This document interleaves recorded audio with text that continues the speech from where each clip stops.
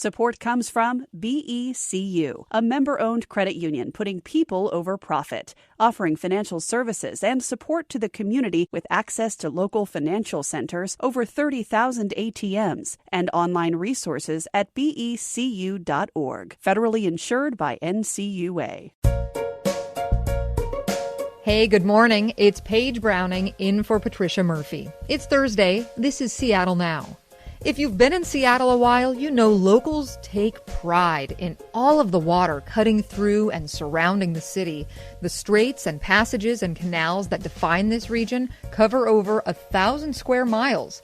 And when you're on the water, it's a big blue world of places to go, so ships rely on nautical charts to reach their destination. Today, KUOW's Jennie Cecil Moore brings us this story about navigating Puget Sound. But first, let's get you caught up. At least 200 Afghan nationals are resettling in the Seattle area or making their way here so far this week. The Afghan Health Initiative, which is helping refugee families, expects that number to grow. And Washington state's political leaders from both parties are urging the governor and Congress to make a quick plan of action to help more Afghan refugees. Face masks are required again in Washington state. Governor Jay Inslee just signed a new mandate for everyone, regardless of vaccination status, to mask up in public when indoors. The mandate starts Monday, with a few exceptions for office spaces and small events. And the state is now requiring that educators, coaches, and most child care providers be vaccinated against COVID-19. This is for public schools and universities. They need to get the jab by mid-October or risk losing their job. It does not apply to students. And groggy college students and professors, they can raise a glass again at an old U District haunt. The College Inn pub, not too far from a certain public radio station, has reopened. It had a pandemic-related shutdown, but now has a new owner and a fresh start. Now on to the show.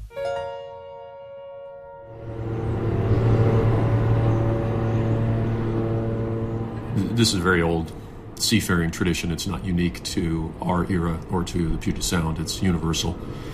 Everywhere in the world, all ports have pilots. Past a line of idling trucks on Alaskan Way in Seattle, a hidden driveway leads to a small stretch of rocky beach. Jack Perry Memorial Park looks across the Duwamish Waterway, where trucks and forklifts shuttle containers onto a massive cargo ship. So when you see a ship out on the Puget Sound somewhere, there is a local person who is licensed by both the state of Washington and by the United States Coast Guard to navigate vessels in and out of these waters. Brad Lowe has been a pilot with Puget Sound Pilots for 6 years and a tugboat captain before that. The group of mariners has specialized training and knowledge of local waters. Lowe says captains are not expected to know all of the waters and harbors of ports around the world.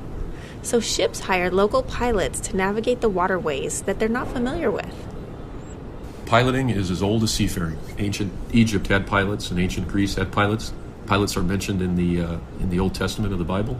Again, for the same reasons, because somebody sailing a ship from, say, Greece to Alexandria 2,000 years ago wasn't expected to know the waters around Alexandria. When Lau's on duty, he's on call 24 hours a day and might get an assignment to navigate a ship from Anacortes to Port Angeles. His job starts with a meeting with the ship's captain. The captain will tell me about the ship, because I may not know anything at all about the ship. I will tell the captain about the voyage, where we're going, what the voyage plan is, basically. Then I will take the con, which is an old naval term, which means conduct of the vessel, which means that I'll be in charge of navigating the vessel under the captain's supervision. For centuries, mariners used paper charts to navigate waterways, but in the last 20 years, the charts have gone digital. Pilots have tablets called portable piloting units. They're electronic charts, and we hook them up. We have a GPS that we carry with us, and we have another device called a rate of turn indicator that we plug into the ship's AIS. The AIS is an automatic identification system. It's a satellite system that tells the location of other vessels. And that brings up the electronic chart display, and it displays where the vessel is on the charts. And it displays all the other vessels that have AIS that are in the same region, on the same chart that you're on. And so all of our stuff is digital now. You know, we don't carry a bunch of paper charts onto a ship, and many of the ships don't carry paper charts anymore either. Many of them also have electronic chart systems. These charts are the work of NOAA, the National Oceanic and Atmospheric Administration. Scientists update these charts weekly to provide mariners with the latest information. Crescent Moegling is a NOAA scientist and the navigation manager for Washington, Hawaii, Oregon, and the Pacific Islands. She spent 5 years on the water early in her career.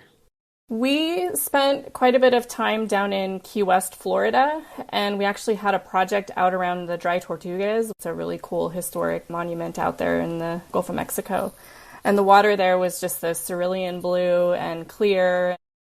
Moegling worked as a survey technician on a NOAA hydrographic survey vessel.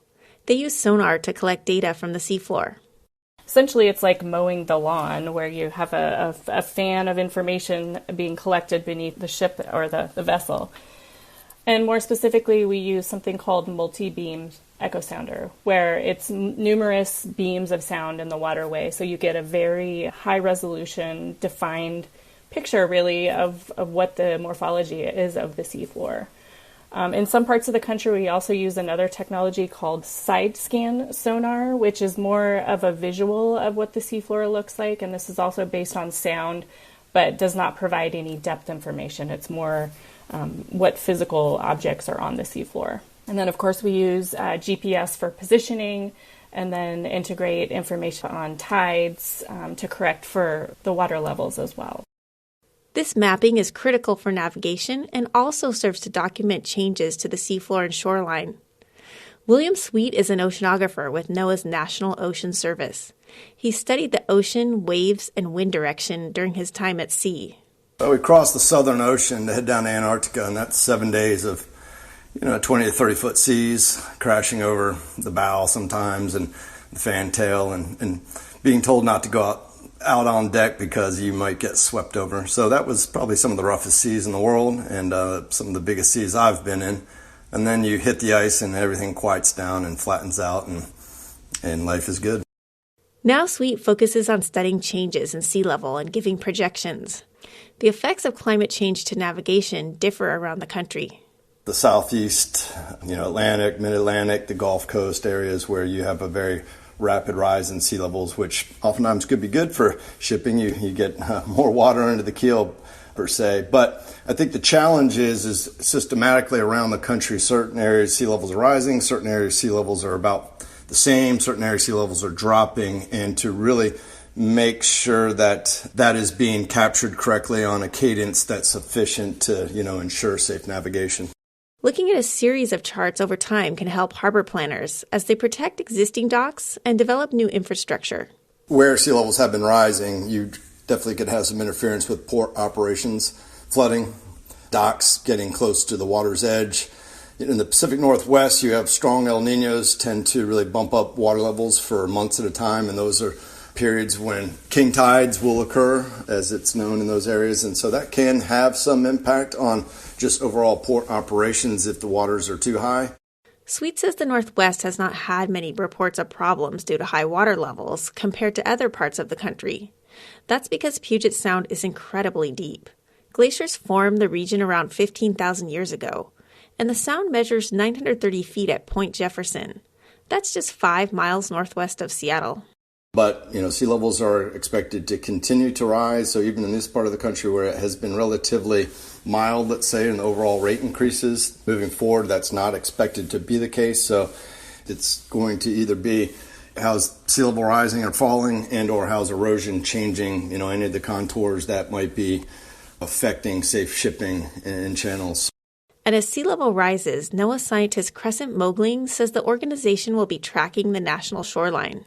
Not just for charting, but for the whole nation and the world. And so when we do these shoreline surveys, we use technology from airplanes, actually, using photogrammetry, where the airplane will take a series of very high-resolution photos to get good detail on the shoreline. And so we're really going to need to be keeping up with those changes and reflecting those on our charts.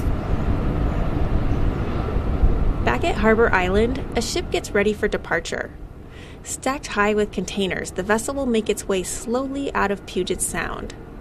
Part of what draws mariners to the profession is a shared admiration of the water. Again, pilot Brad Lowe. It occurs to me that I do kind of take it for granted. I do think of it as, another day at the office. But, once in a while, when you're out on a ship, and it's a nice day, and it's clear out, and you have good visibility, the Kitsap Peninsula and passing the ferry docks. It's an amazing view.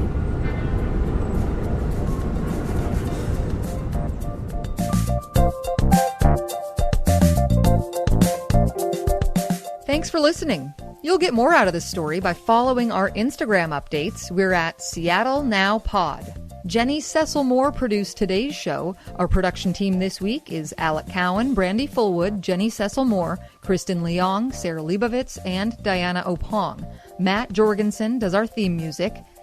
I'm Paige Browning. See you tomorrow.